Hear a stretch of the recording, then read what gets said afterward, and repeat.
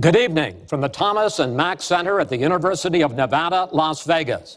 I'm Chris Wallace of Fox News, and I welcome you to the third and final of the 2016 presidential debates between Secretary of State Hillary Clinton and Donald J. Trump. This debate is sponsored by the Commission on Presidential Debates. The Commission has designed the format, 6 roughly 15-minute segments with 2-minute answers to the first question, then open discussion for the rest of each segment. Both campaigns have agreed to those rules. For the record, I decided the topics and the questions in each topic. None of those questions has been shared with the commission or the two candidates. The audience here in the hall has promised to remain silent. No cheers, boos, or other interruptions so we and you can focus on what the candidates have to say. No noise except right now, as we welcome the Democratic nominee for president, Secretary Clinton, and the Republican nominee for president, Mr. Trump.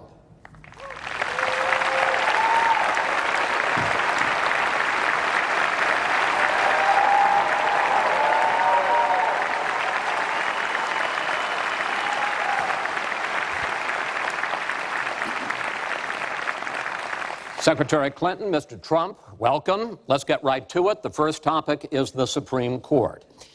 You both talked briefly about the court in the last debate, but I want to drill down on this because the next president will almost certainly have at least one appointment and likely or possibly 2 or 3 appointments, which means that you will, in effect, determine the balance of the court for what could be the next quarter century.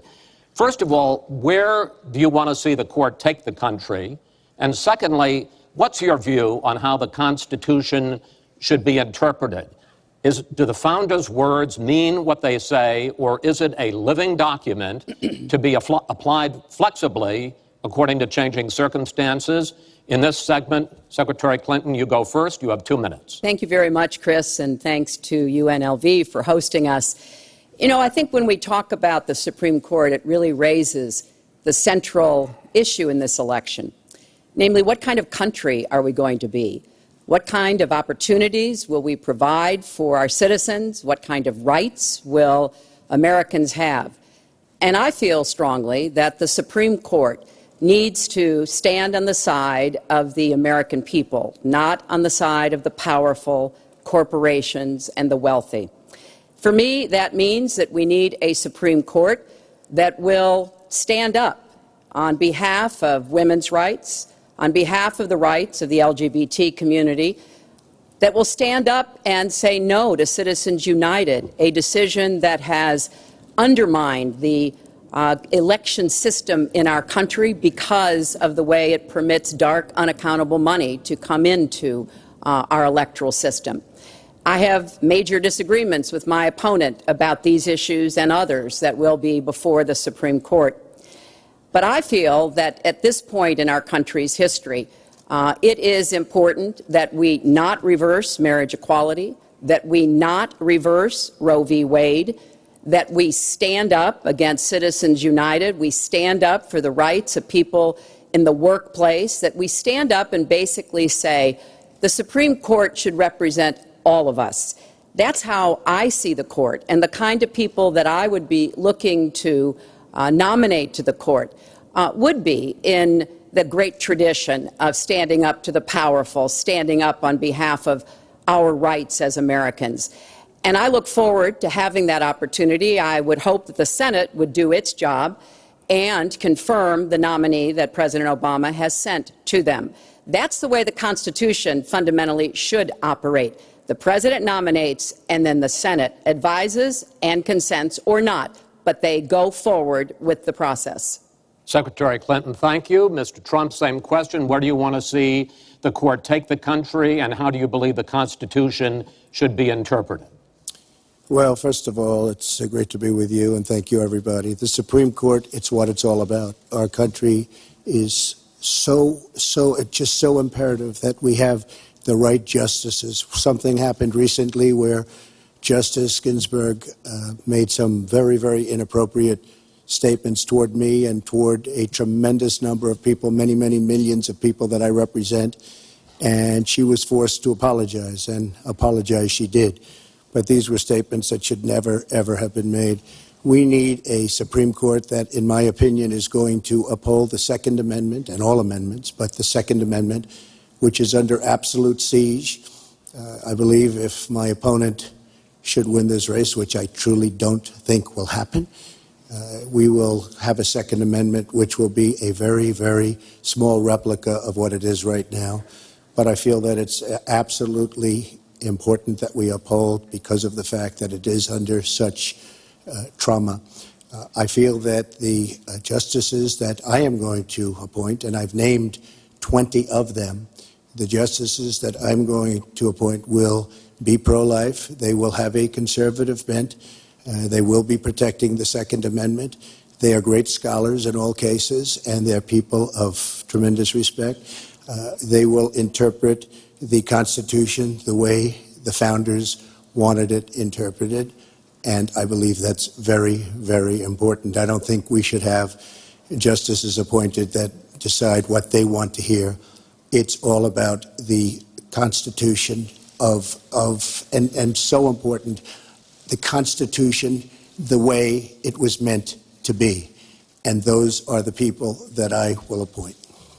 Mr. Trump, thank you. We now have about 10 minutes for an open discussion. I want to focus on two issues that, in fact, by the justices that you name, could end up changing the existing law of the land. First is one that you mentioned, Mr. Trump, and that is guns. Secretary Clinton, you said last year, and let me quote, "The Supreme Court is wrong on the Second Amendment." And now, in fact, in the 2008 Heller case, the court ruled that there is a constitutional right to bear arms, but a right that is reasonably limited. Those were the words of the judge, Antonin Scalia, who wrote the decision.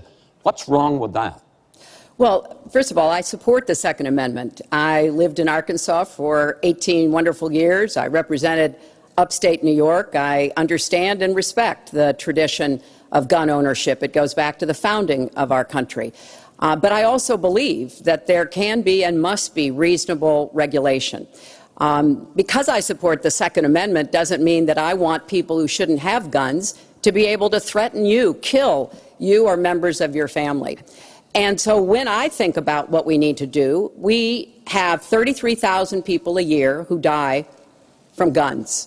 I think we need comprehensive background checks, need to close the online loophole, close the gun show loophole. There's other matters that I think are sensible, that are the kind of reforms that would make a difference, that are not in any way conflicting with the Second Amendment. You mentioned the Heller decision, and what I was saying that you referenced, Chris, was that I disagreed with the way the court applied the Second Amendment in that case, because what the District of Columbia was trying to do was to protect toddlers from guns. And so they wanted people with guns to safely store them. And the court didn't accept that reasonable regulation, but they've accepted many others. So I see no conflict between saving people's lives and defending the Second Amendment. Let me bring Mr. Trump in here. The Bipartisan Open Debate Coalition got millions of votes on questions to ask here, and this was, in fact, one of the top questions that they got. How will you ensure the Second Amendment is protected? You just heard Secretary Clinton's answer.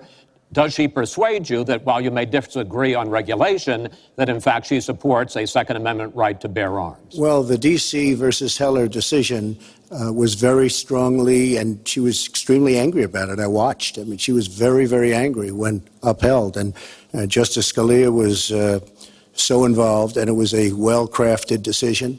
But Hillary was extremely upset, extremely angry, and people that believe in the Second Amendment and believe in it very strongly were very upset with what she had to say. Well, let me bring in Secretary Clinton. Were you extremely upset? Well, I was upset because, unfortunately, dozens of toddlers injure themselves, even kill people with guns, because, unfortunately, not everyone who has loaded guns in their homes takes appropriate precautions.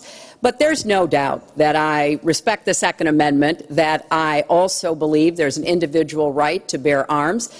That is not in conflict with sensible common sense regulation. And, you know, look, I understand that Donald's been strongly supported by the NRA. The gun lobby's on his side. They're running millions of dollars of ads against me.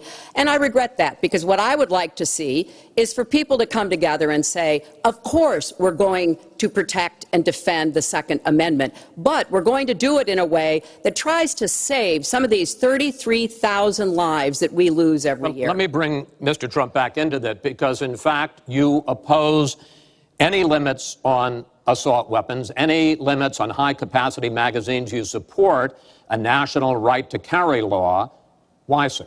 Well, let me just tell you, before we go any further, in Chicago, which has the toughest gun laws in the United States, probably you could say by far, they have more gun violence than any other city. So we have the toughest laws, and you have tremendous gun violence. I am a very strong supporter of the Second Amendment, and I don't know if Hillary was saying it in a sarcastic manner, but I'm very proud to have the endorsement of the NRA, and it's the earliest endorsement they've ever given to anybody who ran for president. So I'm very honored by all of that. We are going to appoint justices. This is the best way to help the Second Amendment. We are going to appoint justices that will feel very strongly about the Second Amendment, that will not do damage to the Second Amendment. Well, let's pick up on another issue which divides you and the justices that whoever ends up winning this election appoints could have a dramatic effect there, and that's the issue of abortion. Right. Mr. Trump, you're pro-life, but I want to ask you specifically, do you want the court, including the justices that you will name, to overturn Roe v. Wade, which includes, in fact, states a woman's right to abortion? Well, if that would happen, because I am pro-life and I will be appointing pro-life judges, I would think that that will go back to the individual states. But I'm asking you specifically, would you If they overturned it, it'll go back to the states. But what I'm asking you, sir, is do you want to see the court overturn? You just said you want to see the court protect the Second Amendment. Do you want to see the court overturn Roe v. Wade? Well, if we put another 2 or perhaps 3 justices on, that's really what's going to be, that will happen. And that'll happen automatically, in my opinion, because I am putting pro-life justices on the court. I will say this, it will go back to the states, and the states will then make a determination. Secretary Clinton. Well, I strongly support Roe v. Wade, which guarantees a constitutional right to a woman to make the most intimate, most difficult in many cases, decisions about her health care that one can imagine. And in this case, it's not only about Roe v. Wade. It is about what's happening right now in America. So many states are putting very stringent regulations on women that block them from exercising that choice, to the extent that they are defunding Planned Parenthood, which, of course, provides all kinds of cancer screenings and other benefits for women in our country. Donald has said he's in favor of defunding Planned Parenthood. He even supported shutting the government down to defund Planned Parenthood. I will defend Planned Parenthood. I will defend Roe v. Wade, and I will defend women's rights to make their own health care decisions. And we have come too far to have that turned back now. And indeed, he said women should be punished, that there should be some form of punishment for women who obtain abortions. And I could just not be more opposed to that kind of thinking. I'm going to give you a chance to respond, but I want to ask you, Secretary Clinton, I want to explore how far you believe the right to abortion goes. You have been quoted as saying that the fetus has no constitutional rights. You also voted against a ban on late-term partial birth abortions. Why? Because Roe v. Wade very clearly sets out that there can be regulations on abortion so long as the life and the health of the mother are taken into account. And when I voted as a senator, I did not think that that was the case. The kinds of cases that fall at the end of pregnancy are often the most heartbreaking, painful decisions for families to make. I have met with women who, toward the end of their pregnancy, get the worst news one could get, that their health is in jeopardy if they continue to carry to term, or that something terrible has happened or just been discovered about the pregnancy. I do not think the United States government should be stepping in and making those most personal of decisions. So you can regulate if you are doing so with the life and the health of the mother taken into account. Mr. Trump, your reaction, and particularly on this issue of late-term partial birth Well, abortion. I think it's terrible. If you go with what Hillary is saying, in the 9th month, you can take the baby and rip the baby out of the womb of the mother just prior to the birth of the baby.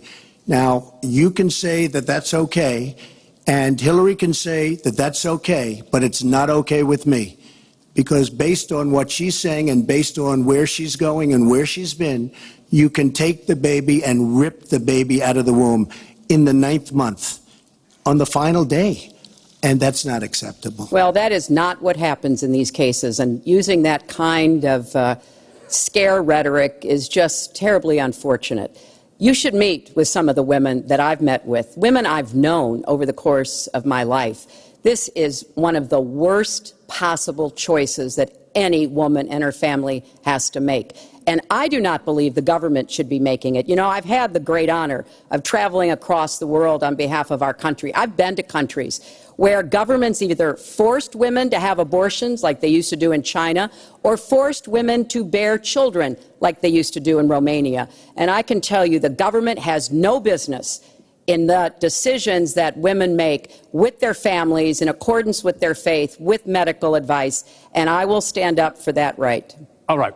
But just briefly, I want to move on to another honestly, segment. Nobody has business doing what I just said, doing that as late as 1 or 2 or 3 or 4 days prior to birth. Nobody has that. All right. Let's move on to the subject of immigration. And there is almost no issue that separates the two of you more than the issue of immigration. Actually, there are a lot of issues that separate the two of you.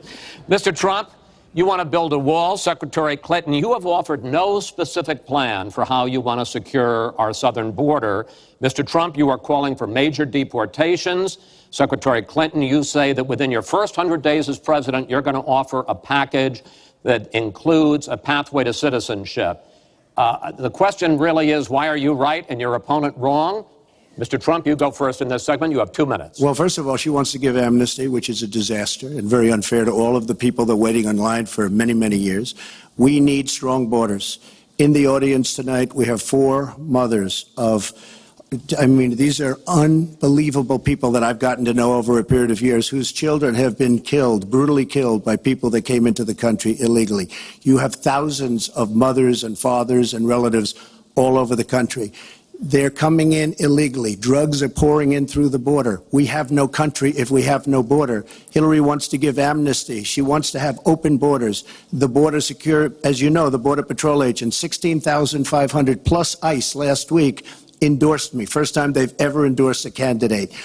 It means their job is tougher, but they know what's going on. They know it better than anybody. They want strong borders. They feel we have to have strong borders. I was up in New Hampshire the other day. The biggest complaint they have, it's with all of the problems going on in the world, many of the problems caused by Hillary Clinton and by Barack Obama, all of the problems, their single biggest problem is heroin that pours across our southern borders, just pouring and destroying their youth. It's poisoning the blood of their youth and plenty of other people.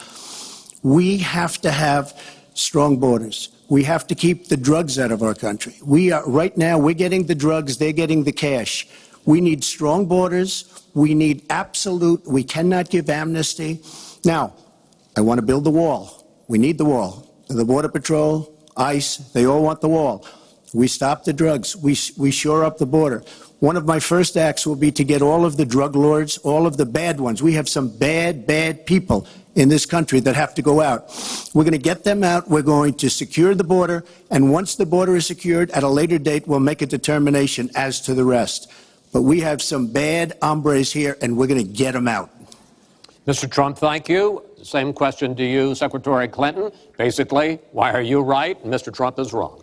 Well, as he was talking, I was thinking about a young girl I met here in Las Vegas, Carla, who was very worried that her parents might be deported because she was born in this country, but they were not.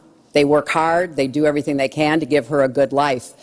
And you're right. I don't want to rip families apart. I don't want to be sending parents away from children. I don't want to see the deportation force that Donald has talked about in action in our country. We have 11 million undocumented people. They have 4 million American citizen children, 15 million people. He said as recently as a few weeks ago in Phoenix that every undocumented person would be subject to deportation. Now, here's what that means. It means you would have to have a massive law enforcement presence, where law enforcement officers would be going school to school, home to home, business to business, rounding up people who are undocumented. And we would then have to put them on trains, on buses to get them out of our country. I think that is an idea that is not in keeping with who we are as a nation. I think it's an idea that would rip our country apart. I have been for border security for years. I voted for border security in the United States Senate. And my comprehensive immigration reform plan, of course, includes border security. But I want to put our resources where I think they're most needed, getting rid of any violent person, anybody who should be deported, we should deport them. When it comes to the wall that Donald talks about building, he went to Mexico, he had a meeting with the Mexican president, didn't even raise it, he choked, and then got into a Twitter war because the Mexican president said, we're not paying for that wall. So I think we are both a nation of immigrants and we are a nation of laws, and that we can act accordingly. And that's why I'm introducing comprehensive immigration reform within the first 100 days with a path to citizenship. Thank you, Secretary Clinton. I want to follow up. I think I should respond to that. First of all, I had a very good meeting with the president of Mexico, very nice man. We will be doing very much better with Mexico on trade deals, believe me. The NAFTA deal signed by her husband is one of the worst deals ever made of any kind, signed by anybody. It's a disaster. Hillary Clinton wanted the wall. Hillary Clinton fought for the wall in 2006 or thereabouts. Now, she never gets anything done, so naturally the wall wasn't built. But Hillary Clinton wanted the wall. Well, we are a country of laws. And by the way, no, wait. I'd like to hear from. I'd like to hear from Secretary Clinton. I voted for border security, and there are some limited places where that was appropriate. There also is necessarily going to be new technology and how best to deploy that. But it is clear when you look at what Donald has been proposing. He started his campaign bashing immigrants, calling Mexican immigrants rapists and criminals and drug dealers, that he has a very different view about what we should do to deal with immigrants. Now, what I am also arguing is that bringing undocumented immigrants out from the shadows, putting them into the formal economy will be good, because then employers can't exploit them and undercut Americans' wages. And Donald knows a lot about this. He used undocumented labor to build the Trump Tower. He underpaid undocumented workers, and when they complained, he basically said what a lot of employers do. You complain, I'll get you deported. I want to get everybody out of the shadows, get the economy working, and not let employers like Donald exploit undocumented workers, which hurts them but also hurts American workers. Mr. Trump. President Obama has moved millions of people out. Nobody knows about it. Nobody talks about it. But under Obama, millions of people have been moved out of this country. They've been deported. She doesn't want to say that, but that's what's happened, and that's what's happened big league. As far as moving these people out and moving, we either have a country or we don't. We're a country of laws. We either have a border or we don't. Now, you can come back in and you can become a citizen, but it's very unfair. We have millions of people that did it the right way. They're online, they're waiting. We're going to speed up the process, big league, because it's very inefficient. But they're online and they're waiting to become citizens. Very unfair that somebody runs across the border, becomes a citizen. Under her plan, you have open borders. You would have a disaster on trade, and you will have a disaster with your open borders. But what she doesn't say is that President Obama has deported millions and millions of people just the way Secretary Clinton, we will not have open borders. Well, that is a rank mischaracterization. Secretary Clinton. We will have secure borders, but we will also have reform. And this used to be a bipartisan issue. Ronald Reagan was the last president to sign immigration reform, and George W. Bush supported it as well. Secretary Clinton, I want to clear up your position on this issue, because in a speech you gave to a Brazilian bank for which you were paid $225,000, we've learned from the WikiLeaks that you said this, and I want to quote, "My dream is a hemispheric common market with open trade and open borders." So that's the question. That's the question. Please quiet, everybody. Is that your dream, open borders? Well, if you went on to read the rest of the sentence, I was talking about energy. You know, we trade more energy with our neighbors than we trade with the rest of the world combined. And I do want us to have an electric grid, an energy system that crosses borders. I think that will be a great benefit to us. But you are very clearly quoting from WikiLeaks, and what's really important about WikiLeaks is that the Russian government has engaged in espionage against Americans. They have hacked American websites, American accounts of private people, of institutions. Then they have given that information to WikiLeaks for the purpose of putting it on the internet. This has come from the highest levels of the Russian government, clearly from Putin himself, in an effort, as 17 of our intelligence agencies have confirmed, to influence our election. So I actually think the most important question of this evening, Chris, is finally, will Donald Trump admit and condemn that the Russians are doing this and make it clear that he will not have the help of Putin in this election, that he rejects Russian espionage against Americans, which he actually encouraged in the past. Those are the questions we need answered. We've never had anything like this happen in any of our elections before. That was a great pivot off the fact that she wants open borders, okay?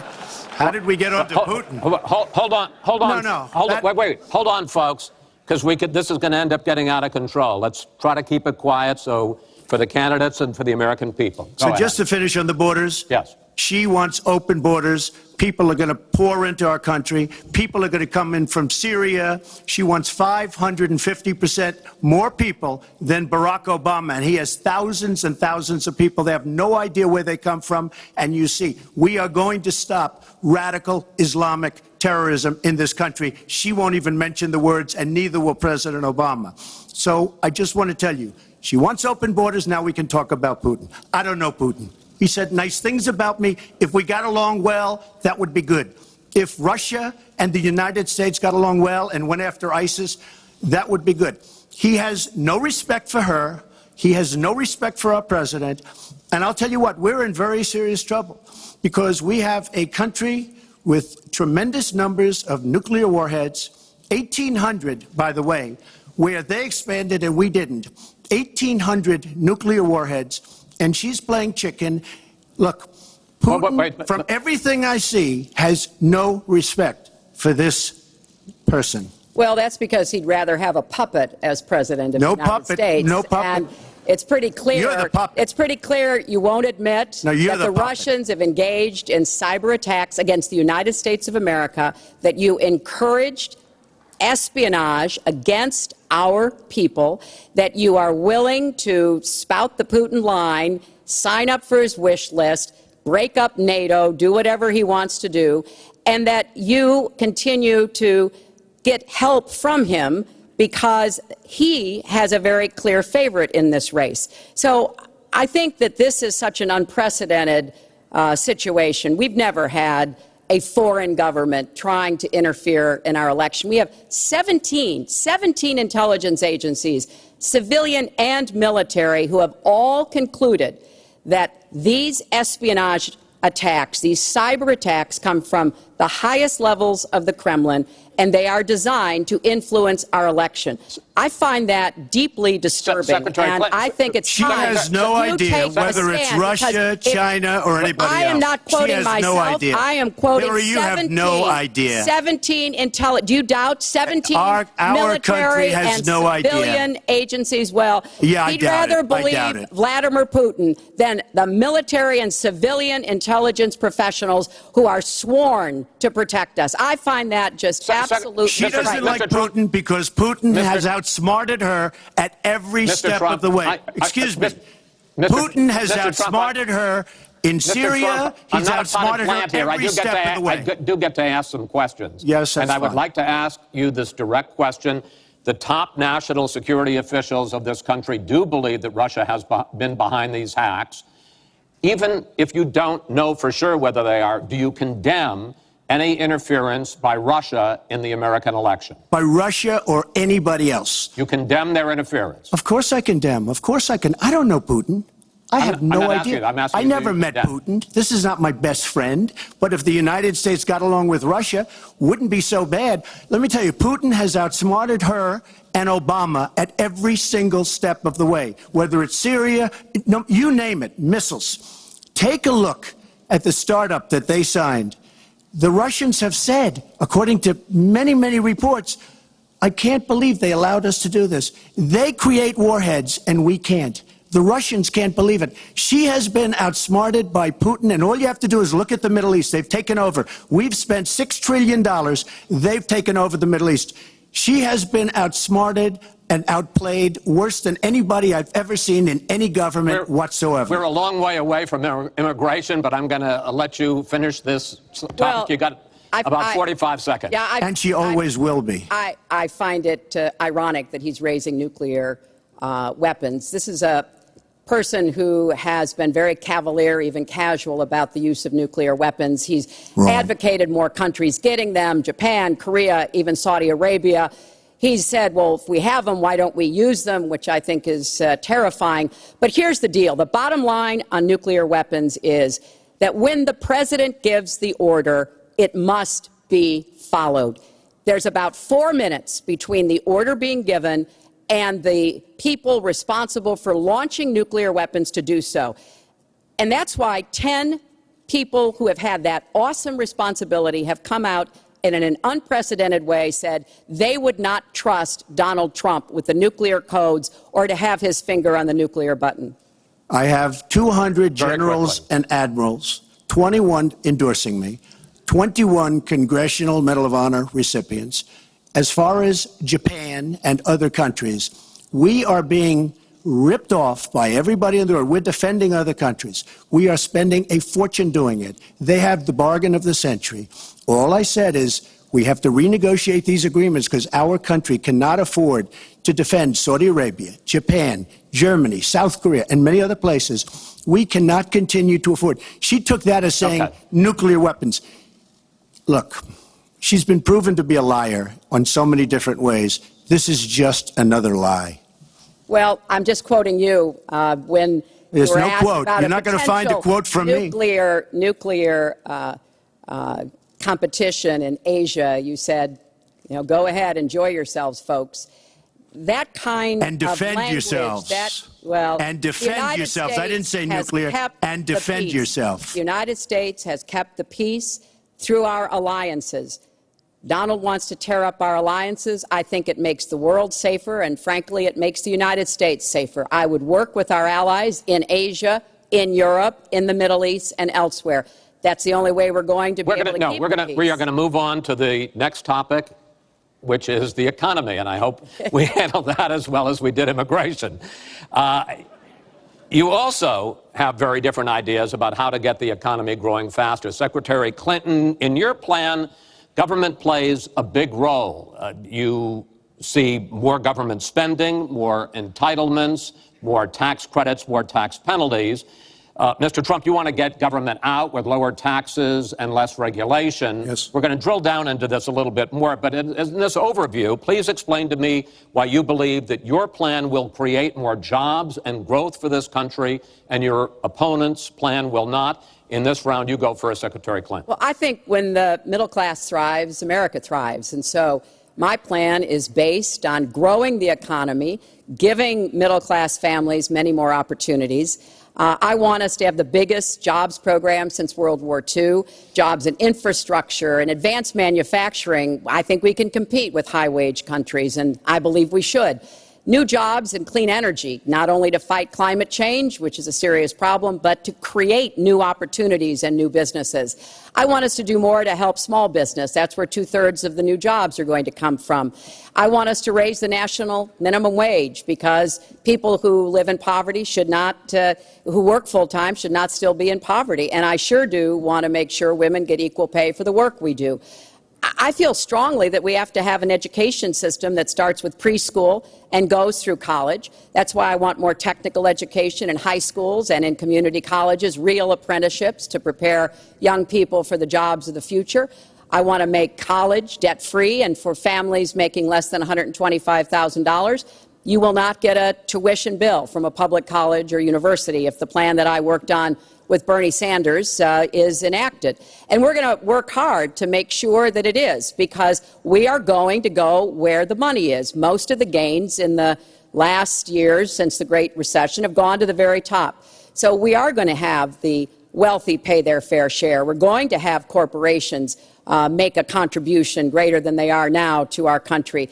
That is a plan that has been analyzed by independent experts, which said that it could produce 10 million new jobs. By contrast, Donald's plan has been analyzed to conclude it might lose 3.5 million jobs. Why? Because his whole plan is to cut taxes, to give the biggest tax breaks ever to the wealthy and to corporations, adding $20 trillion to our debt and causing the kind of dislocation that we have seen before, because it truly will be trickle-down economics on steroids. So the plan I have, I think, will actually produce greater opportunities. The plan he has will cost us jobs and possibly lead to another Great Recession. Secretary, thank you. Mr. Trump, why will your plan create more jobs and growth than Secretary Clinton? Well, first of all, before I start on my plan, her plan is going to raise taxes and even double your taxes. Her tax plan is a disaster, and she can say all she wants about college tuition, and I'm a big proponent. We're going to do a lot of things for college tuition, but the rest of the public's going to be paying for it. We will have a massive, massive tax increase under Hillary Clinton's plan. But I'd like to start off where we left, because when I said Japan and Germany, and I'm not to single them out, but South Korea, these are very rich, powerful countries. Saudi Arabia, nothing but money. We protect Saudi Arabia.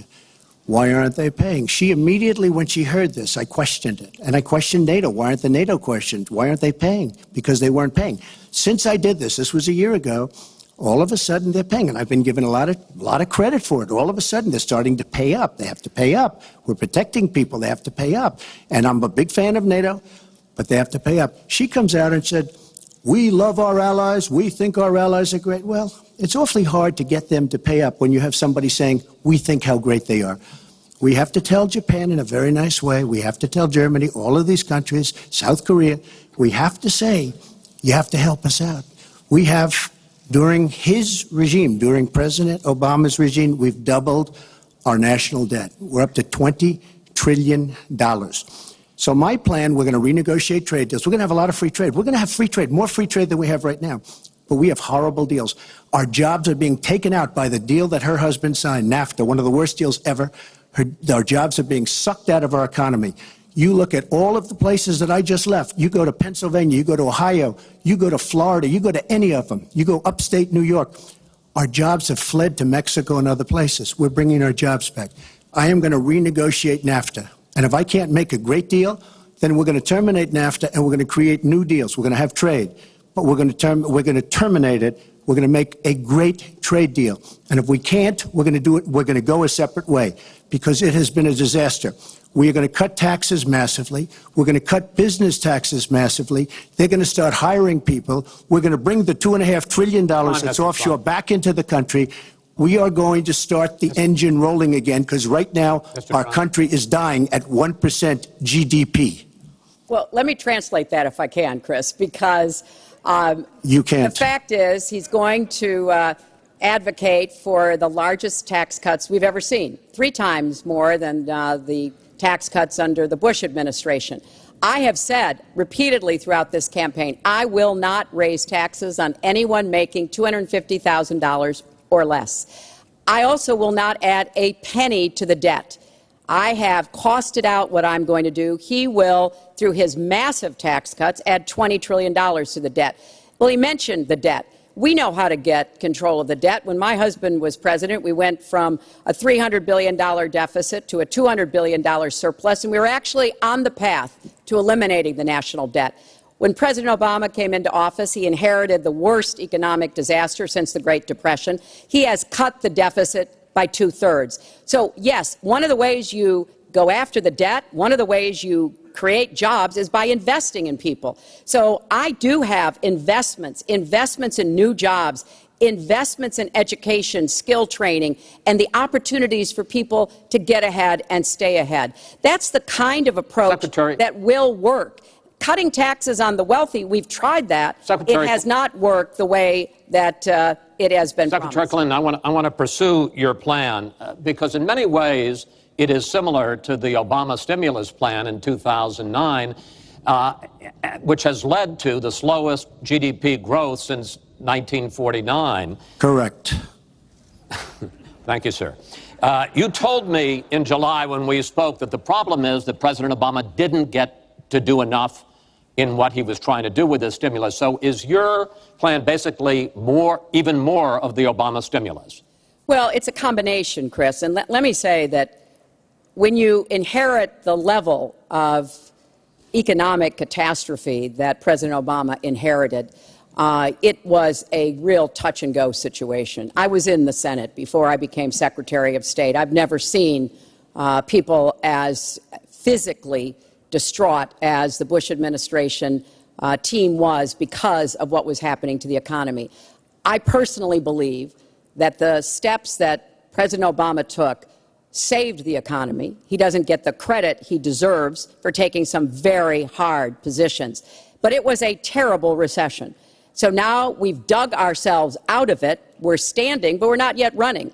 So what I am proposing is that we invest from the middle out and the ground up, not the top down. That is not going to work. That's why what I have put forward doesn't add a penny to the debt, but it is the kind of approach that will enable more people to take those new jobs, higher paying jobs. We're beginning to see some increase in incomes, and we certainly have had a long string of increasing jobs. We've got to do more to get the whole economy moving, and that's what I believe I will be able to do. Mr. Trump, even conservative economists who have looked at your plan say that the numbers don't add up, that your idea, and you've talked about 25 million jobs created, 4% over a 10-year period growth, is unrealistic. And they say, you talk a lot about growing the energy industry, they say with oil prices as low as they are right now, that's unrealistic as well. Your response? So I just left some high representatives of India.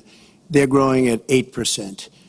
China is growing at 7%, and that for them is a catastrophically low number. We are growing. Our last report came out, and it's right around the 1% level, and I think it's going down. Last week, as you know, at the end of last week, they came out with an anemic jobs report, a terrible jobs report. In fact, I said, is that the last jobs report before the election? Because if it is, I should win easily. It was so bad. The report was so bad. Look, our country is stagnant. We've lost our jobs. We've lost our businesses. We're not making things anymore, relatively speaking. Our product is pouring in from China, pouring in from Vietnam, pouring in from all over the world. I've visited so many communities. This has been such an incredible education for me, Chris. I've gotten to know so many. I've developed so many friends over the last year, and they cry when they see what's happened. I passed factories that were thriving 20, 25 years ago, and because of the bill that her husband signed and she blessed 100%, it is just horrible what's happened to these people in these communities. Now, she can say that her husband did well, but boy, did they suffer as NAFTA kicked in, because it didn't really kick in very much, but it kicked in after they left. Boy, did they suffer. That was one of the worst things that's ever been signed by our country. Now she wants to sign Trans-Pacific Partnership, and she wants it.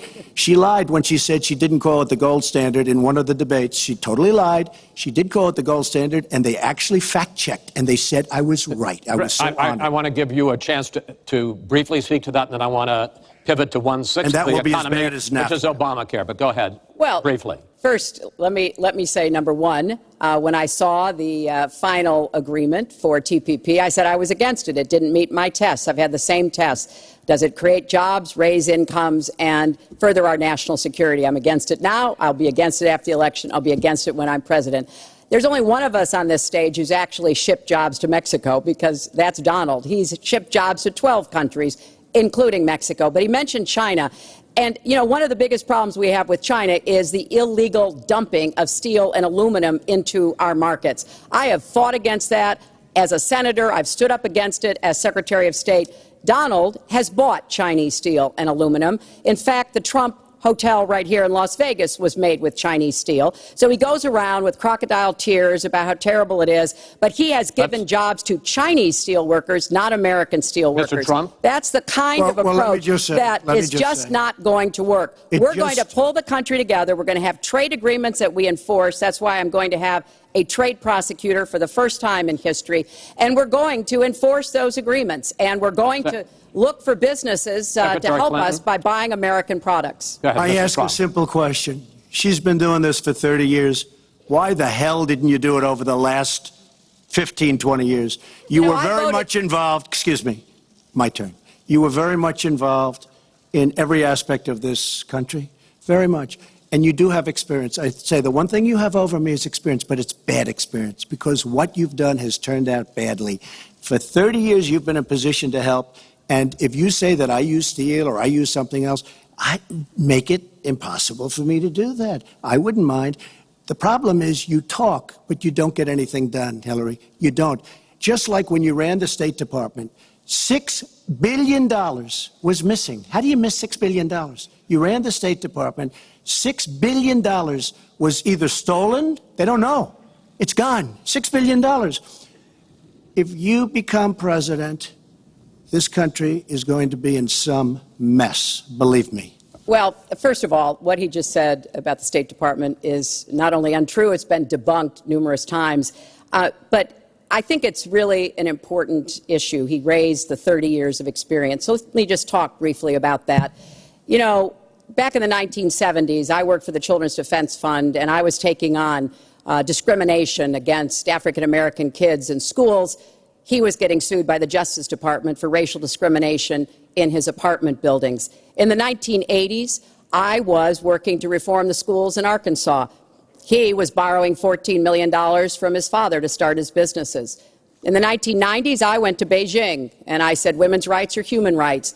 He insulted a former Miss Universe, Alicia Machado, called her an eating machine. And on the day when I was in the Situation Room, monitoring the raid that brought Osama bin Laden to justice, he was hosting the Celebrity Apprentice. So I'm happy to compare my 30 years of experience, what I've done for this country, trying to help in every way I could, especially kids and families, get ahead and stay ahead, with your 30 years, and I'll let the American people make that decision. Well, I think I did a much better job. I built a massive company, a great company, some of the greatest assets anywhere in the world. Worth many, many billions of dollars. I started with a $1 million loan. I agree with that. It's a $1 million loan, but I built a phenomenal company. And if we could run our country the way I've run my company, we would have a country that you would be so proud of. You would even be proud of it. And frankly, when you look at her real record, take a look at Syria, take a look at the migration, take a look at Libya, take a look at Iraq. She gave us ISIS because her and Obama created this huge vacuum. And a small group came out of that huge vacuum because we should have never been in Iraq, but once we were there, we should have never got out the way they wanted to get out. She gave us ISIS as sure as you are sitting there. And what happened is now ISIS is in 32 countries. And now I listen how she's going to get rid of ISIS. She's going to get rid of nobody. All right, we are going to get to foreign hotspots in a few moments, but the next segment is fitness to be president of the United States. Mr. Trump, at the last debate, you said your talk about grabbing women was just that, talk, and that you'd never actually done it. And since then, as we all know, 9 women have come forward and said that you either groped them or kissed them without their consent.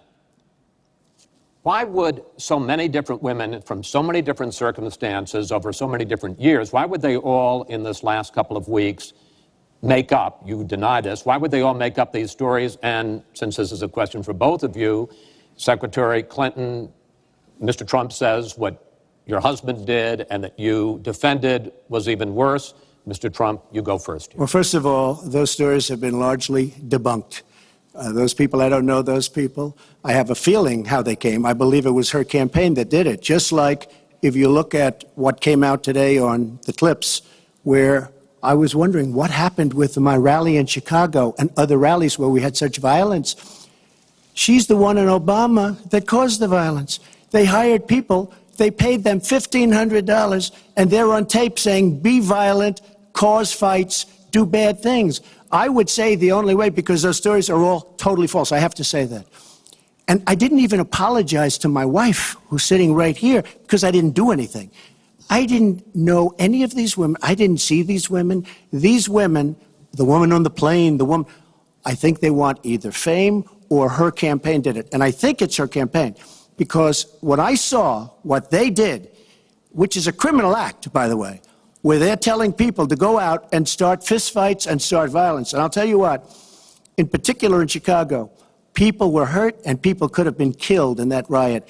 And that was now all on tape, started by her. I believe, Chris, that she got these people to step forward. If it wasn't, they get their 10 minutes of fame. But they were all totally, it was all fiction. It was lies and it was fiction. Well, Secretary Clinton. At the last debate, we heard Donald talking about what he did to women. And after that, a number of women have come forward saying that's exactly what he did to them. Now, what was his response? Well, he held a number of big rallies where he said that he could not possibly have done those things to those women because they were not attractive enough for them to be assaulted. I did not say that. In fact, he went on to say... Her two minutes, sir, her 2 minutes. But did not say that. It's her 2 minutes. He went on to say, look at her. I don't think so.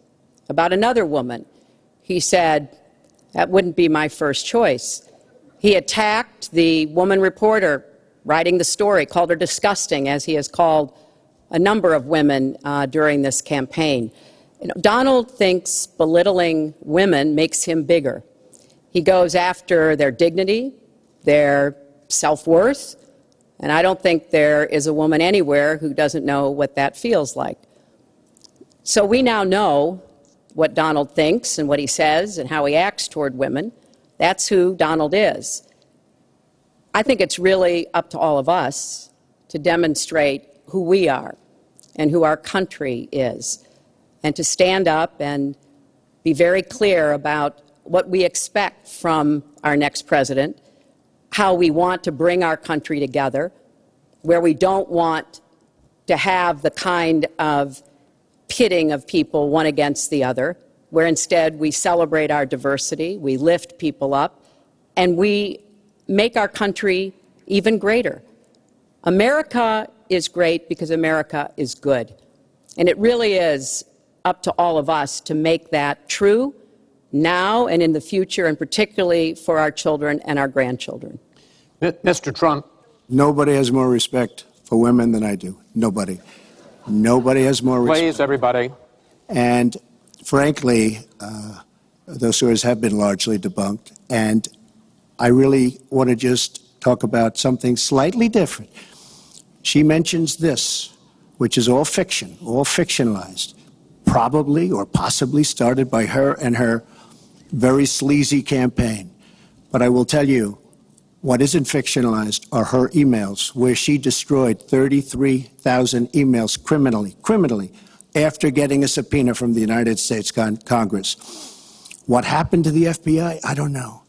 We have a great general, four-star general, today, you read it in all the papers, going to potentially serve 5 years in jail for lying to the FBI.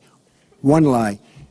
She's lied hundreds of times to the people, to Congress, and to the FBI.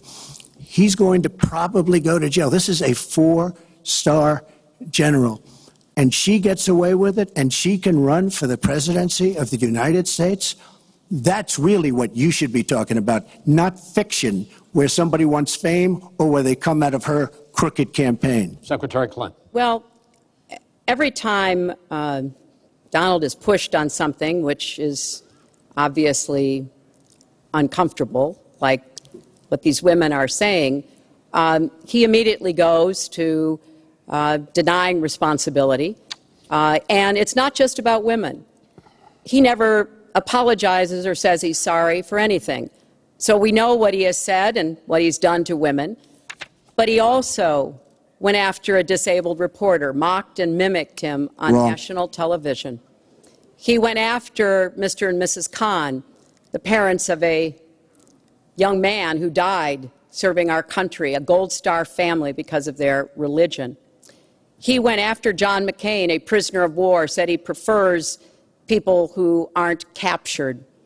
He went after a federal judge, born in Indiana, but who Donald said couldn't be trusted to try the fraud and racketeering case against Trump University because his parents were Mexican. So it's not one thing. This is a pattern of divisiveness, of a very dark and in many ways dangerous vision of our country, where he incites violence, where he applauds people who are pushing and pulling and punching at his rallies. That is not who America is. And I hope that as we move in the last weeks of this campaign, more and more people will understand what's at stake in this election. It really does come down to what kind of country we are going to have. So sad when she talks about violence at my rallies, and she caused the violence. It's on tape. The other things are false, but honestly, I'd love to talk about getting rid of ISIS, and I'd love to talk about other things. Okay. But those other charges, as she knows, are false. In this bucket about fitness to be president, there's been a lot of developments over the last 10 days since the last debate. I'd like to ask you about them. These are questions that the American people have. Secretary Clinton, during your 2009 Senate confirmation hearing, you promised to avoid even the appearance of a conflict of interest with your dealing with the Clinton Foundation while you were Secretary of State. But emails show that donors got special access to you. Those seeking grants for Haiti relief were considered separately from non-donors, and some of those donors got government contracts, taxpayer money. Can you really say that you kept your pledge to that Senate committee? And why isn't what happened and what went on between you and the Clinton Foundation, why isn't it what Mr. Trump calls pay to play? Well, everything I did as Secretary of State was in furtherance of our country's interests and our values. The State Department has said that. I think that's been proven. But I am happy. In fact, I'm thrilled to talk about the Clinton Foundation because it is a world-renowned charity. And I am so proud of the work that it does. You know, I could talk for the rest of the debate. I know I don't have the time to do that. But just briefly, the Clinton Foundation made it possible for 11 million people around the world with HIV/AIDS to afford treatment. And that's about half of all the people in the world who are getting treatment.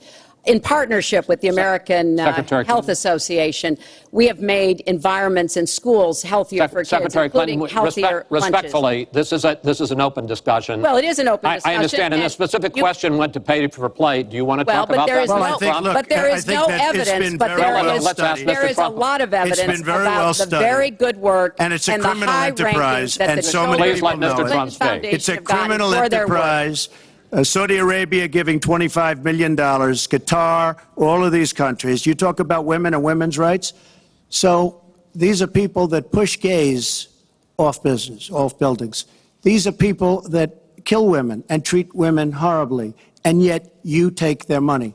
So I'd like to ask you right now, why don't you give back the money that you've taken from certain countries that treat certain groups of people so horribly? Why don't you give back the money? I think it would be a great gesture, because she takes a tremendous amount of money, and you take a look at the people of Haiti.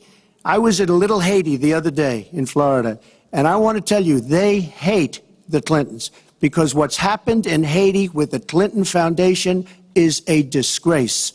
And you know it, and they know it, and everybody knows Secretary it. Clinton. Well, very quickly, we at the Clinton Foundation spend 90% of all the money that is donated on behalf of programs of people around the world and in our own country. I'm very proud of that. We have the highest rating from the watchdogs that follow foundations, and I'd be happy to compare what we do with the Trump Foundation, which took money from other people and bought a 6-foot portrait of Donald. I mean, who does that? It just was astonishing. But when it comes to Haiti, Haiti is the poorest country in our hemisphere. the earthquake and the hurricanes that has devastated Haiti. Bill and I have been involved in trying to help Haiti for many years. The Clinton Foundation raised $30 million to help Haiti after the catastrophic earthquake and all of the terrible problems the people there had. We've done things to help small businesses, agriculture, and so much else. And we're going to keep working to help Haiti because it's an important part of the American They don't want you to help them anymore. I'd like to mention one thing. Trump Foundation, small foundation. People contribute. I contribute. The money goes 100% goes to different charities, including a lot of military. I don't get anything. I don't buy boats. I don't buy planes. What happens is the money goes out. Wasn't some of the money used to settle your lawsuit, sir? No, it was. We put up the American flag, and that's it. They put up the American flag. We fought for the right in Palm Beach to put up the American flag. There was a penalty that was imposed by Palm Beach County, and the money came from your foundation. And by the way, the money went to Fisher House, where they build houses. The money that you're talking about went to Fisher House, where they build houses for veterans and disabled. I want to get into one last... But of course, there's no way we can know whether any of that is true because he hasn't released his tax returns. He is the first candidate ever to run for president in the last 40-plus years who has not released his tax returns. So everything he says about charity or anything else, we can't prove it. You can look at our tax returns. We've got them all out there. But what is really troubling is that we learned in the last debate he has not paid a penny in federal income tax. And we were talking about immigrants a few minutes ago, Chris. You know, half of all immigrants, undocumented immigrants in our country, actually pay federal income tax. So we have undocumented immigrants in America who are paying more federal income tax than a billionaire. I find that let me just tell you very astonishing. Simply, we're entitled, because of the laws that people like her pass, to take massive amounts of depreciation and other charges, and we do it. And all of her donors, just about all of them, I know Buffett took hundreds of millions of dollars, George Soros, took hundreds of millions of dollars. Let me just explain. All of her donors, most of her donors have done the same thing as I do. Okay. And you know what you should have done? Folks, we heard and this. You know, Hillary, what you should have done? You should have changed the law when you were a United States Senator. If you don't like it, because your donors and your special interests are doing the same thing as I do, except even more so. Well, you should have changed the law, but you won't change the law because you take in so much money. I mean, I sat in my apartment today on a very beautiful hotel down the street, known as Trump. Made with Chinese steel. But I will tell you, I sat there watching ad after ad after ad, false ad, all paid for by your friends on Wall Street that gave so much money because they know you're going to protect them. And frankly, you should have changed the laws. If you don't like what I did, you should have changed the laws. Mr. Trump, I want to ask you about one last question in this topic. You have been warning at rallies recently that this election is rigged and that Hillary Clinton is in the process of trying to steal it from you. Your running mate, Governor Pence, pledged on Sunday that he and you, his words, will absolutely accept the result of this election. Today, your daughter Ivanka said the same thing. I want to ask you here on the stage tonight, do you make the same commitment that you will absolutely, sir, that you will absolutely accept the result of this election? I will look at it at the time. I'm not looking at anything now. I'll look at it at the time. What I've seen is so bad. First of all, the media is so dishonest and so corrupt, and the pile-on is so amazing. The New York Times actually wrote an article about it that they don't even care. It's so dishonest, and they've poisoned the minds of the voters. But unfortunately for them, I think the voters are seeing through it. I think they're going to see through it. We'll find out on November 8th, but I think they're going to see through it. But, sir, if you look, excuse me, Chris, if you look at your voter rolls, you will see millions of people that are registered to vote. Millions. This isn't coming from me. This is coming from Pew Report and other places. Millions of people that are registered to vote that shouldn't be registered to vote. So let me just give you one other thing. So I talk about the corrupt media. I talk about the millions of people. Tell you one other thing. She shouldn't be allowed to run. She's guilty of a very, very serious crime. She should not be allowed to run. And just in that respect, I say it's rigged. Because she should never, Chris, she should never have been allowed to run for the presidency based on what she did with emails and so many other things. But, sir, there is a tradition in this country. In fact, one of the prides of this country is the peaceful transition of power, and that no matter how hard fought a campaign is, that at the end of the campaign, that the loser concedes to the winner, not saying that you're necessarily going to be the loser or the winner, but that the loser concedes to the winner and that the country comes together in part for the good of the country.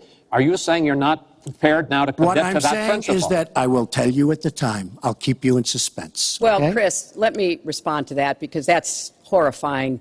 You know, every time Donald thinks things are not going in his direction, he claims whatever it is rigged against him.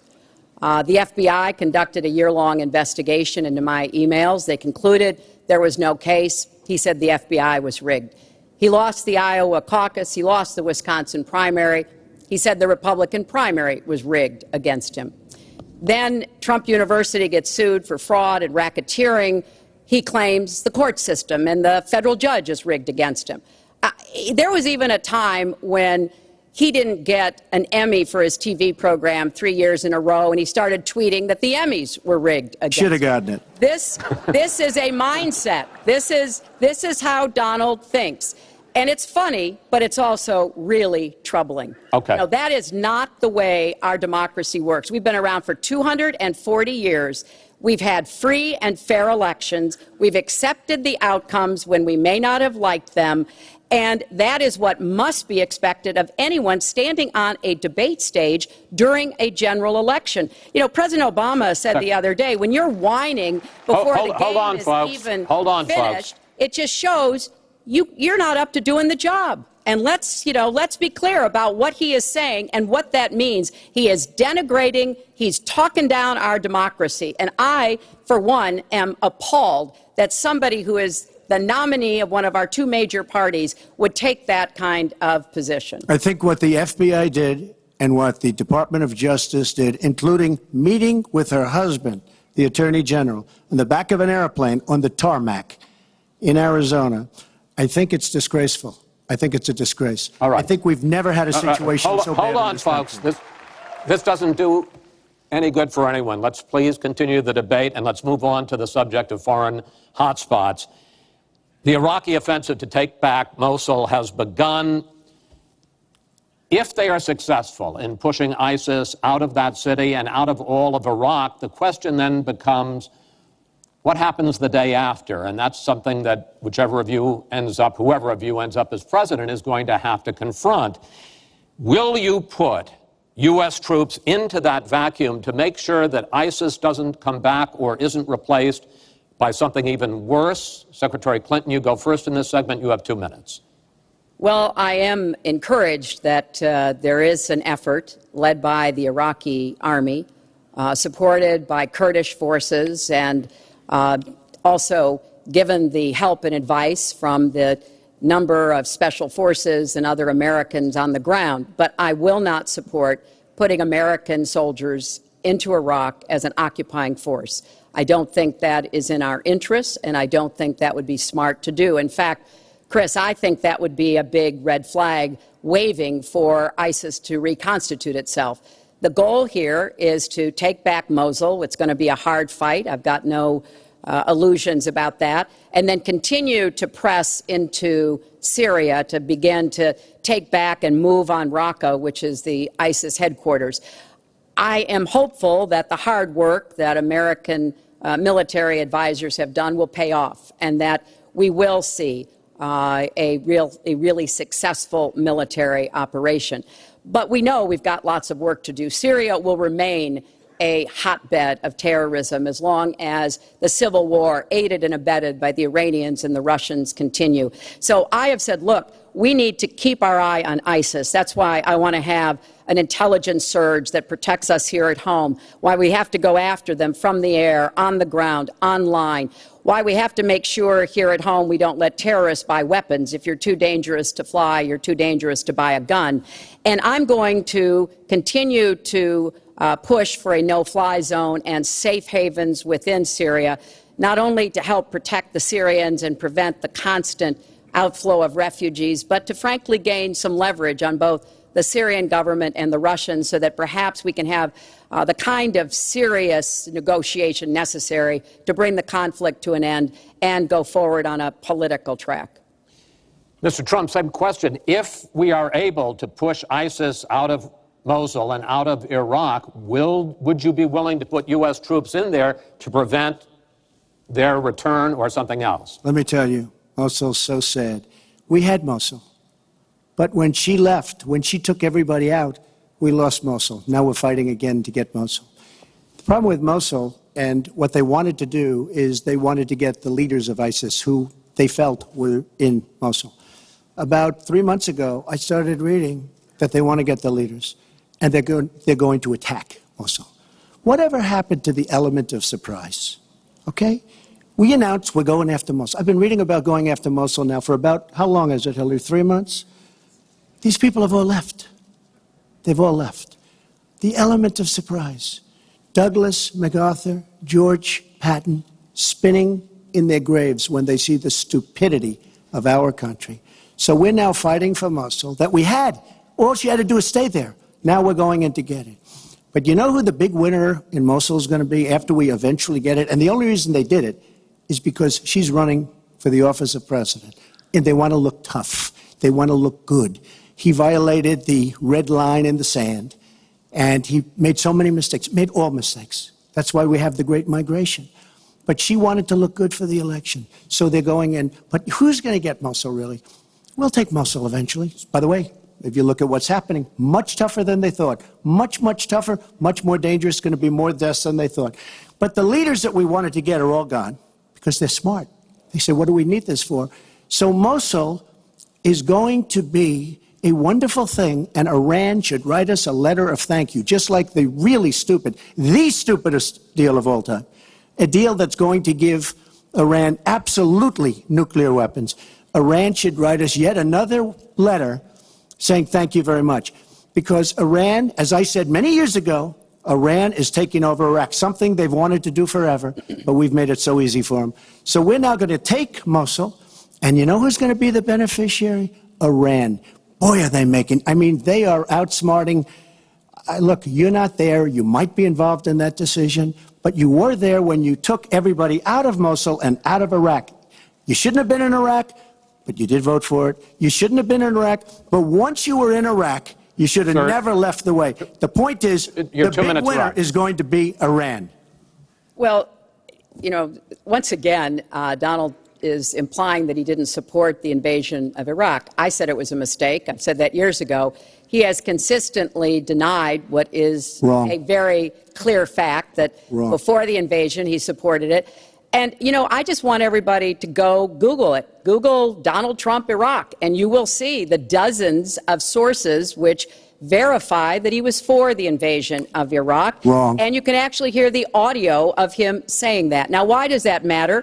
Well, it matters because he has not told the truth about that position. I guess he believes it makes him look better now, to contrast with me, because I did vote for it. But what's really important here is to understand all the interplay. Mosul is a Sunni city. Mosul is on the border of Syria. And yes, we do need to go after Baghdadi, and just like we went after bin Laden while you were doing Celebrity Apprentice, and we brought him to justice. We need to go after the leadership, but we need to get rid of them, get rid of their fighters. They're estimated several thousand fighters in Mosul. They've been digging underground. They've been prepared to defend. It's going to be tough fighting, but I think we can take back Mosul, and then we can move on into Syria and take back Raqqa. This is what we have to do. I'm just amazed that he seems to think that the Iraqi government and our allies and everybody else launched the attack on Mosul to help me in this election. But that's how Donald thinks, you know. He always is looking for some Chris, we don't gain anything. He has all these Iran is taking over Iraq. Secretary Clinton. Iran is taking over Iraq. We don't gain Secretary Clinton. We would have gained if they did it by surprise. Wait. Secretary Clinton, it's an open discussion. Secretary. We would have gained if they did it by surprise. Secretary, please let Mr. Trump speak. He's unfit, and he proves it every time you he are talks. the one that's unfit. You know, WikiLeaks just actually came out. John Podesta said some horrible things about you, and boy, was he right. He said some beauties. And, you know, Bernie Sanders, he said you have bad judgment. You do. And if you think that going into Mosul, after we let the world know we're going in, and all of the people that we really wanted, the leaders, they're all gone. If you think that was good, then you do. Now, John Podesta said you have terrible instincts. Bernie Sanders said you have bad judgment. I agree with both. Well, you should ask Bernie Sanders who he's supporting for president, and he has said, which is as a big he has mistake. Campaigned for me around the country, you are the most dangerous person to run for president in the modern history of America. I think he's right. Let's turn to Aleppo. Mr. Trump, in the last debate, you were both asked about the situation in the Syrian city of Aleppo, and I want to follow up on that because you said several things in that debate which were not true, sir. You said that Aleppo has basically fallen. In fact, there are. It's a catastrophe. It is a catastrophe, but there are a quarter. Have you seen it? Have you seen it? Sir, have you seen what's happened to Aleppo? If I might finish my question. Okay, so it hasn't fallen. Take a look at it. Well, there are 250,000 people still living there and being slaughtered. That's right. You also and they are being slaughtered because of bad decisions. If I may just finish here.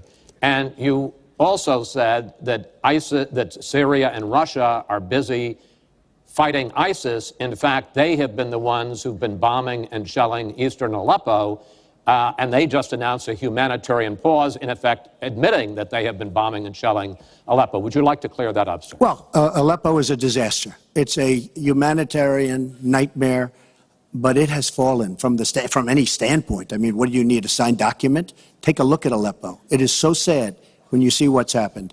And a lot of this is because of Hillary Clinton, because what's happened is by fighting Assad, who turned out to be a lot tougher than she thought, and now she's going to say, oh, he loves Assad. He's just much tougher and much smarter than her and Obama. And everyone thought he was gone 2 years ago, 3 years ago. He aligned with Russia. He now also aligned with Iran, who we made very powerful. We gave them $150 billion back. We give them $1.7 billion in cash. I mean cash, bundles of cash as big as this stage. We gave them $1.7 billion. Now, they have aligned. He has aligned with Russia and with Iran. They don't want ISIS, but they have other things because we're backing rebels. We don't know who the rebels are. We're giving them lots of money, lots of everything. We don't know who the rebels are. And when and if, and it's not going to happen because you have Russia and you have Iran now, but if they ever did overthrow Assad, you might end up with as bad as Assad is, and he's a bad guy. But you may very well end up with worse than Assad. If she did nothing, we'd be in much better shape. And this is what's caused the Great Migration, where she's taken in tens of thousands of Syrian refugees who probably, in many cases, not probably, who are definitely, in many cases, ISIS-aligned, and we now have them in our country, and wait till you see, this is going to be the great Trojan horse, and wait till you see what happens in the coming years. Lots of luck, Hillary. Thanks a lot for doing a great job. Secretary Clinton, you have talked about, and in the last debate and again today, that you would impose a no-fly zone to try to protect the people of Aleppo and to stop the killing there. President Obama has refused to do that because he fears it's going to draw us closer or deeper into the conflict. And General Joseph Dunford, the chairman of the Joint Chiefs of Staff, says, you impose a no-fly zone, chances are you're going to get into a war, his words, with Syria and Russia. So the question I have is, if you impose a no-fly zone, first of all, how do you respond to their concerns? Secondly, if you impose a no-fly zone and a Russian plane violates that, does President Clinton shoot that plane down? Well, Chris, first of all, I think a no-fly zone could save lives and could hasten the end of the conflict. I am well aware of the really legitimate concerns that you have expressed from both the president and the general. This would not be done just on the first day. This would take a lot of negotiation. It would also take making it clear to the Russians and the Syrians that our purpose here was to provide safe zones on the ground. We've had millions of people leave Syria, and those millions of people inside Syria who've been dislocated. So I think we could strike a deal and make it very clear to the Russians and the Syrians that this was something that we believed was in the best interests of the people on the ground in Syria. It would help us with our fight against ISIS. But I want to respond to what Donald said about refugees. He's made these claims repeatedly. I am not going to let anyone into this country who is not vetted, who we do not have confidence in, but I am not going to slam the door on women and children. That picture of that little 4-year-old boy in Aleppo with the blood coming down his face while he sat in an ambulance is haunting. And so we are going to do very careful, thorough vetting. That does not solve our internal challenges with ISIS and our need to stop radicalization, to work with American Muslim communities who are on the front lines to identify and prevent attacks. In fact, the killer of the dozens of people at the nightclub in Orlando, the Pulse nightclub, was born in Queens, the same place Donald was born. So let's be clear about what the threat is and how we are best going to be able to meet it. And yes, some of that threat emanates from over in Syria and Iraq, and we've got to keep fighting, and I will defeat ISIS, and some of it is we have to up our game and be much smarter here Folks, at home. I want to get into our final segment. But I just have to, it's so quick. ridiculous she will defeat ISIS. We should have never let ISIS happen in the first place. And right now they're in 32 countries. Okay. You should have never. Wait 1 second. They had a ceasefire 3 weeks ago. A ceasefire, United States, Russia, Syria. And during the ceasefire, Russia took over vast swatches of land. And then they said, we don't want the ceasefire anymore. We are so outplayed on missiles, on ceasefires. They are outplayed. Now, she wasn't there. I assume she had nothing to do with it. But our country is so outplayed by Putin and Assad and, by the way, and by Iran. Nobody can believe how stupid our leadership is. Mr. Trump, Secretary Clinton, no, we need to move on to our final segment, and that is the national debt, which has not been discussed until tonight. Our national debt as a share of the economy, our GDP, is now 77%. That's the highest since just after World War II. But the nonpartisan Committee for a Responsible Federal Budget says, Secretary Clinton, under your plan, debt would rise to 86% of GDP over the next 10 years. Mr. Trump, under your plan, they say it would rise to 105% of GDP over the next 10 years. Question is, why are both of you ignoring this problem? Mr. Trump, you go first. Well, I say they're wrong because I'm going to create tremendous jobs. And we're bringing GDP from really 1%, which is what it is now. And if she got in, it'll be less than zero. But we're bringing it from 1% up to 4%. And I actually think we can go higher than 4%. I think you can go to 5 or 6%. And if we do, you don't have to bother asking your question because we have a tremendous machine. We will have created a tremendous economic machine once again. To do that, we're taking back jobs. We're not going to let our companies be raided by other countries where we lose all our jobs. We don't make our product anymore. It's very sad. But I'm going to create the kind of a country that we were from the standpoint of industry. We used to be there. We've given it up. We've become very, very sloppy. We've had people that are political hacks making the biggest deals in the world, bigger than companies. You take these big companies, these trade deals are far bigger than these companies. And yet we don't use our great leaders, many of whom back me and many of whom back Hillary, I must say. But we don't use those people. Those are the people, these are the greatest negotiators in the world. We have the greatest business people in the world. We have to use them to negotiate our trade deals. We use political hacks. We use people that get the position because they made a campaign contribution. And they're dealing with China and people that are very much smarter than they are. So we have to use our great people. But with that being said, we will create an economic machine, the likes of which we haven't seen in many decades. And people, Chris, will again go back to work, and they'll make a lot of money, and we'll have companies that will grow and expand and start from new. Secretary Clinton. Well, first, when I hear Donald talk like that and know that his slogan is "Make America Great Again," I wonder when he thought America was great.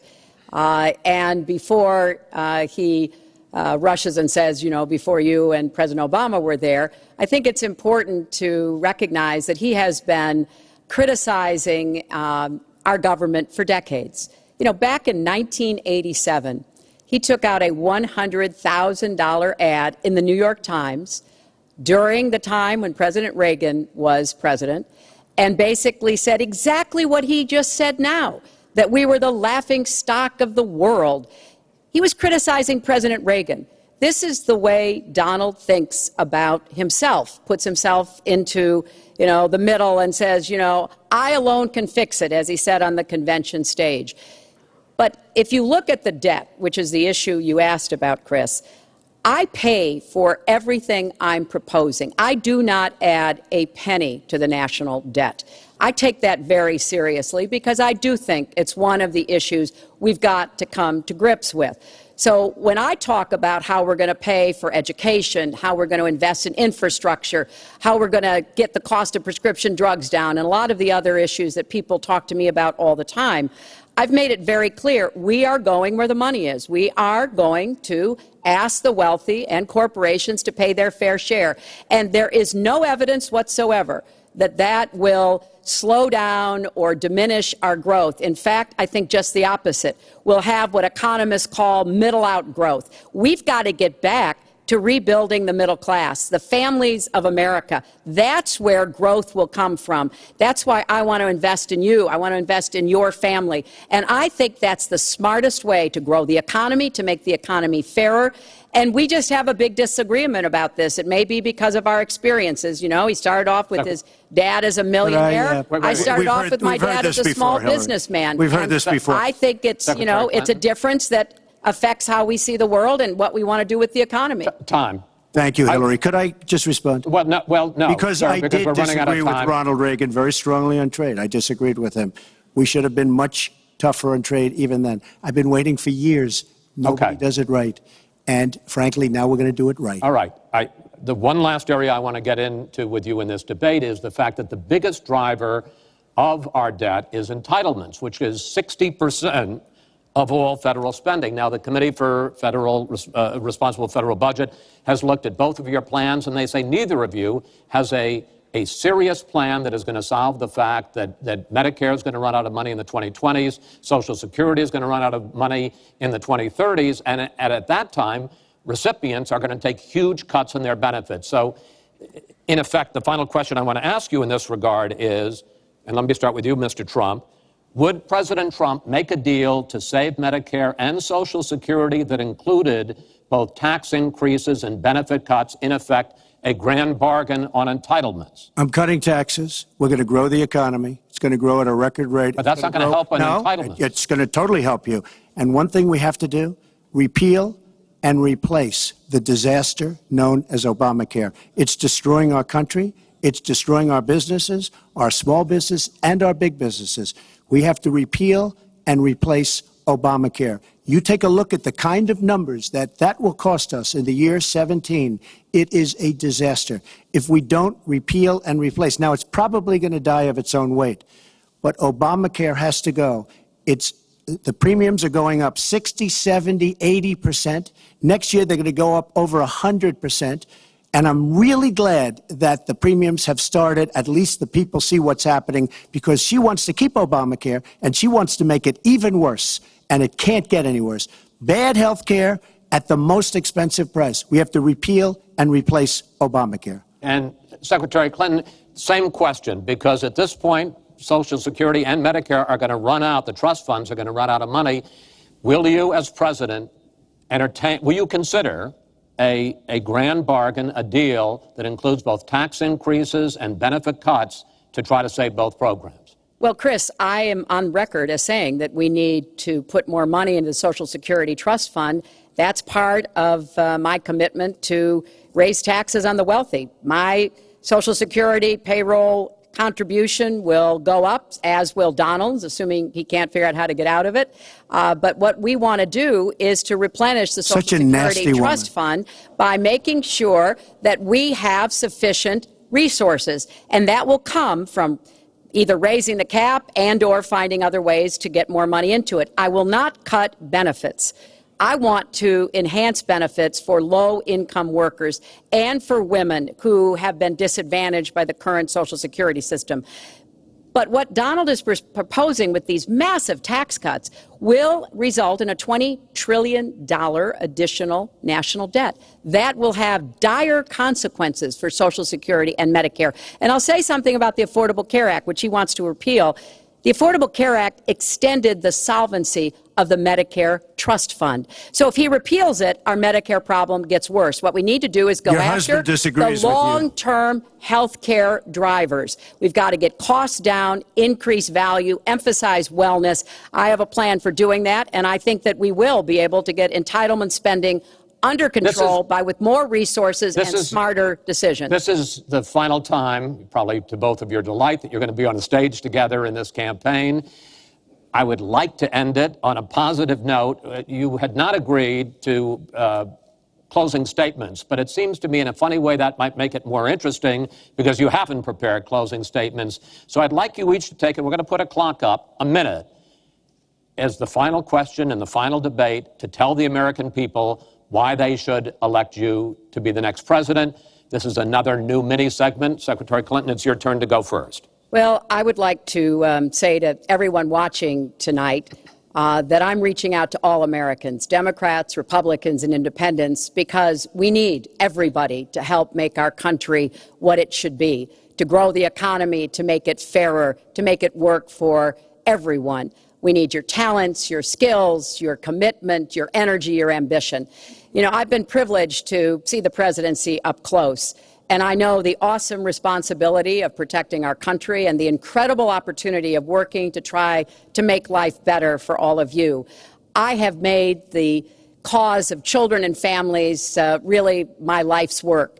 That's what my mission will be in the presidency. I will stand up for families against powerful interests, against corporations. I will do everything that I can to make sure that you have good jobs with rising incomes, that your kids have good educations from preschool through college. I hope you will give me a chance to serve as your president. Secretary Clinton, thank you. Mr. Trump? She's raising the money from the people she wants to control. It doesn't work that way. But when I started this campaign, I started it very strongly. It's called Make America Great Again. We're going to make America great. We have a depleted military. It has to be helped, has to be fixed. We have the greatest people on earth in our military. We don't take care of our veterans. We take care of illegal immigrants, people that come into the country illegally, better than we take care of our vets. That can't happen. Our policemen and women are disrespected. We need law and order, but we need justice too. Our inner cities are a disaster. You get shot walking to the store. They have no education. They have no jobs. I will do more for African Americans and Latinos than she can ever do in 10 lifetimes. All she's done is talk to the African Americans and to the Latinos. But they get the vote, and then they come back. They say, we'll see you in 4 years. We are going to make America strong again, and we are going to make America great again, and it has to start now. We cannot take 4 more years of Barack Obama, and that's what you get when you get her. Thank you both. Secretary Clinton, hold on just a moment, folks. Secretary Clinton, Mr. Trump, I want to thank you both for participating in all 3 of these debates. That brings to an end this year's debate sponsored by the Commission on Presidential Debates. We want to thank the University of Nevada, Las Vegas, and its students for having us. Now the decision is up to you.